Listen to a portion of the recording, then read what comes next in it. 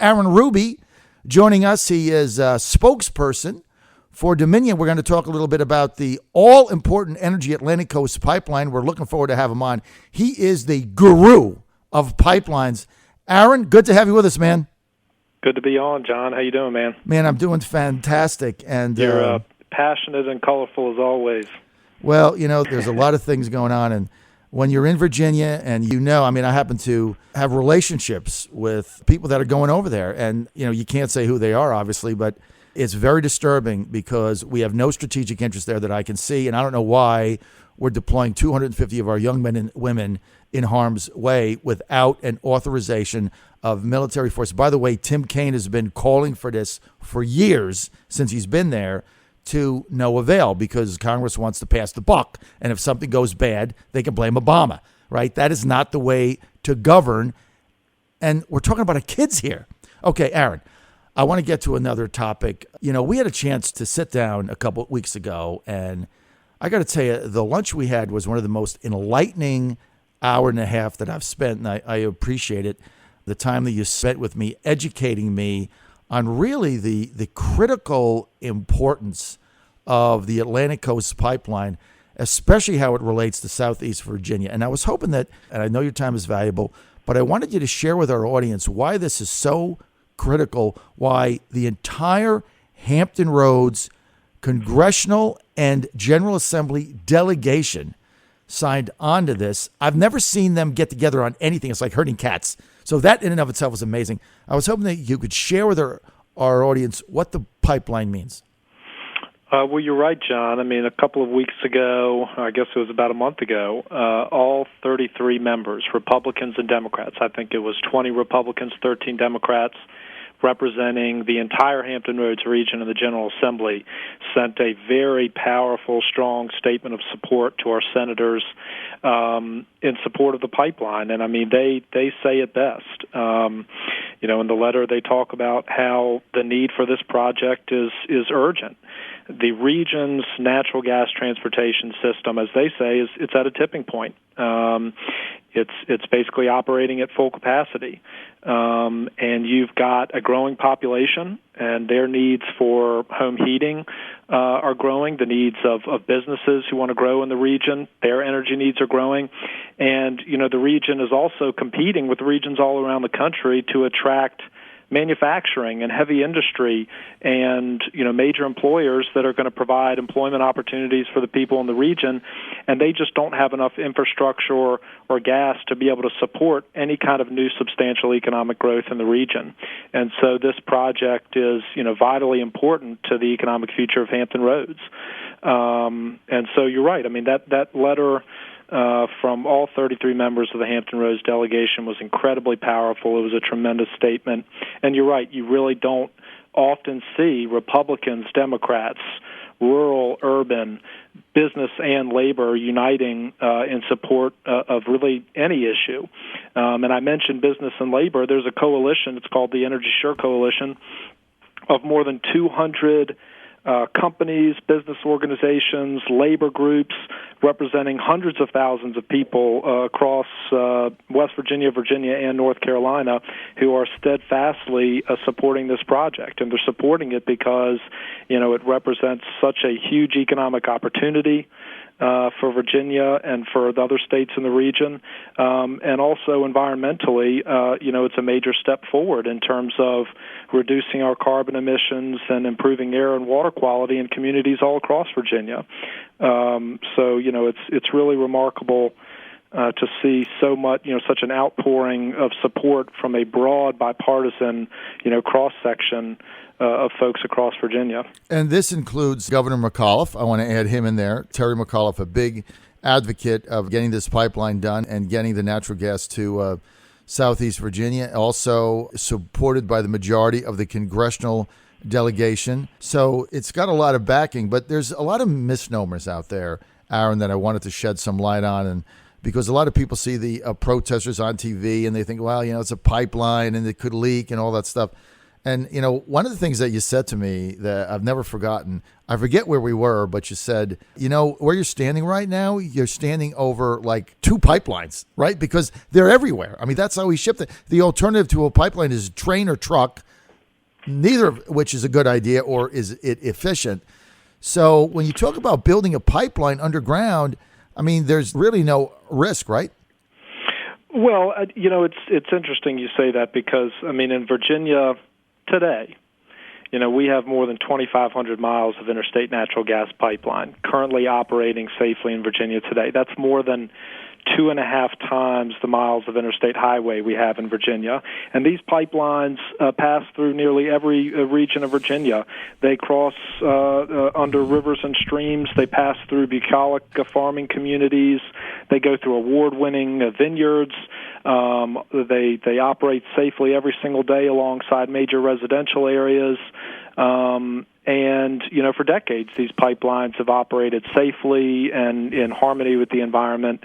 And I think, because their impact is so benign, they go virtually unnoticed. I mean, unless you look for the, above ground markers that you see periodically, I mean, you wouldn't know that the pipeline was even there. There are crops that grow on top of them, pasture land, woodland meadows, and they really are, pervasive all across the Commonwealth. And I think when people hear that, they realize, how minimal the impact really is. Once construction is complete, once the pipe is under the ground, once you restore the surface, the land is really restored back to its original use, and there are major pipelines, even in some of the areas where we're proposing to build the Atlantic Coast Pipeline. In Augusta County, there's a major natural gas pipeline that's passed through farms and commercial districts and residential areas for many years. In neighboring Albemarle County, Whitehall Vineyards has been an award-winning tourist destination and a producer of fine wine for more than 2 decades, and a major natural gas pipeline passes right through the vineyard. Well, look, the Atlantic Coast Pipeline, so critical. Aaron, draw the map visually for our listening audience right now. The Atlantic Coast Pipeline delivering natural gas through Virginia. Where will it go? All right, so the pipeline originates in northern West Virginia and kind of the natural gas producing regions of northern West Virginia, and that's where we've got this huge, abundant domestic supply of natural gas that we've been able to tap into thanks to tremendous technological advances over the last decade. So it originates in northern West Virginia. It comes into Virginia in the western part of the state, Highland and Bath County, and then it kind of travels through central and southern Virginia. And as you mentioned, it's got a lateral line that's going to deliver a lot of natural gas over to Hampton Roads region through Suffolk and Chesapeake, and then it also extends all the way down to southern North Carolina.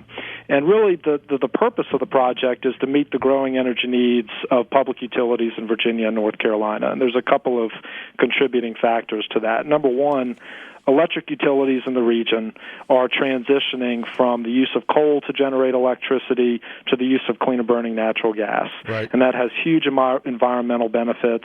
It's absolutely essential to meeting the goals and the targets of the Federal Clean Power Plan and the new clean air regulations that electric utilities have to comply with.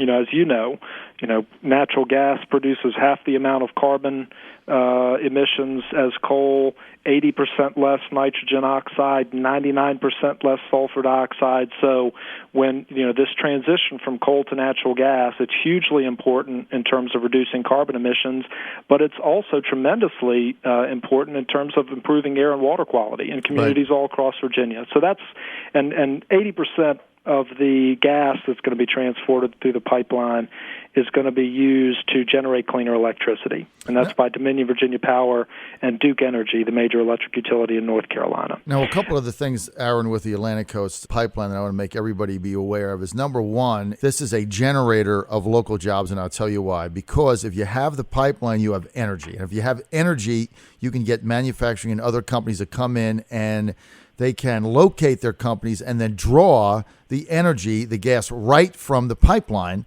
And so you get development of jobs in areas that you otherwise wouldn't have. The other thing I want to get you to comment on is, look, especially in Central and Southeast Virginia, we're very dependent on the DOD, right? It is what it is. And they've got a crisis of energy also. Can you elaborate on that? Well, you're right in terms of the economic development and the jobs piece. I mean, Hampton Roads has a lot of things going for it. You've got one of the premier ports on the East Coast. You've got an incredibly skilled and talented workforce. A lot of them are coming out of the military. They have all the requisite skills that you need in order to be in advanced manufacturing and other industry.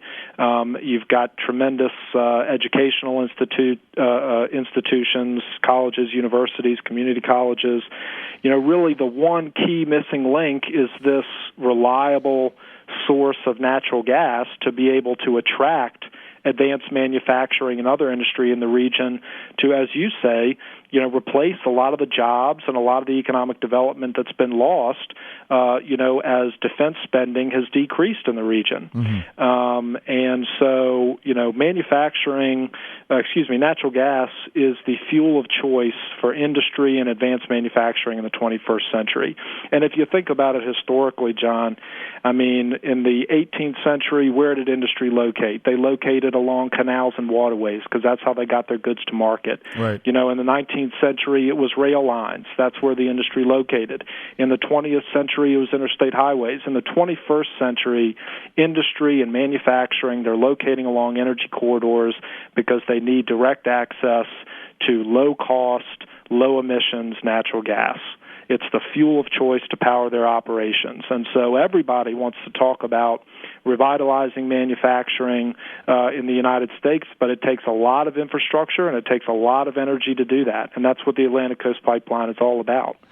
You're right. And the members of the Hampton Roads Caucus specifically mentioned this in their letter about a month ago, where they talked about when you had the polar vortex back in 2014 and 15 in the winter. On some of the coldest days during that winter, natural gas was on such short supply in the region that service had to be curtailed to some of the largest industrial users in the region, including the U.S. Navy. And so when you've got, major industries having their service curtailed during the coldest winter days, that's not going to be a recipe for future economic growth in the region. And that's why this pipeline and this infrastructure is so critically important to the economic future, of Hampton Roads and across the entire region. Now, how close are we to getting this done? I know there's a lot of bureaucracy you guys have got to go through with the FERC. That's another acronym. You can explain that. But how soon do you think we can get a positive decision? And explain to our audience how the decision is and who actually makes a decision, how it's made. Right. Well, the Federal Energy Regulatory Commission is ultimately the federal authority that's going to approve the project, and they oversee the permitting for major interstate energy infrastructure projects, including natural gas pipelines and others. And they've got an incredibly comprehensive and thorough process to review all the environmental impacts, to work with various other agencies and the company to ensure that we've got all the adequate measures in place to minimize or avoid those impacts. And they've also got an incredibly robust process to hear input and feedback from the community and the public. That process, we're currently working our way through that process. We've made a lot of progress. We expect that we will receive a certificate from FERC, or the Federal Energy Regulatory Commission, early next year. And we'll then begin construction next summer in 2017. And it's about an 18-month construction build. So we'll have the pipeline in service by late 2018. 2018 in That's service. Right. There's some groups now that are still opposing this, right? We see the protesters out. How would you classify your last-minute opposition here? Well, I think, listen, there are folks in some of the communities where the pipeline goes through who have legitimate questions and very legitimate concerns that ought to be addressed. And we take those very seriously, and people are concerned about impact on the environment, impact on their land and on their property, and they're concerned about impacts to water quality. And we take all of those concerns very seriously, and it's why we, protecting the water, protecting the environment is one of our top priorities. It's also the reason why we've been through such a thorough and exhaustive process to find the best route that has the least possible impact on all those environmental resources. I think you and I have talked about this before, that, the current proposed route for the pipeline is 600 miles long. We've evaluated more than 6,000 miles of potential routes in order to find what we believe is the best route, the safest route, the most environmentally responsible route with the least possible impact on landowners. And all along the way, over the last 18 months, we've made hundreds of adjustments to the route to avoid environmentally sensitive areas, to work with individual landowners to find the best, least impactful route on their property. Mm-hmm. And so, it's been an incredibly thorough process, to resolve a lot of these environmental concerns. But like I said, those are legitimate concerns, and we think they're important, and it's important that we address them. And then obviously there are people who just don't think that we ought to use fossil fuels to generate our energy or generate our electricity.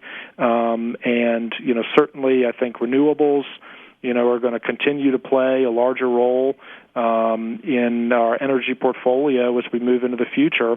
But you're always going to need base load sources of power, like natural gas and nuclear and others, that are capable of powering, producing electricity 24/7, 365. Well, I think you guys are right on it, and I want to appreciate Aaron Ruby, Communications Director for Dominion Power in Richmond, for being with us today and explaining that. Aaron, keep up the good work. We look forward to getting our energy here in Central and Southeast Virginia, and thanks for herding the cats. 33 members of the Hampton Roads delegation, the General Assembly, and the governor getting together on one page. It's a beautiful thing to see. It can be done. Thanks for being with us, Aaron. I have to take off.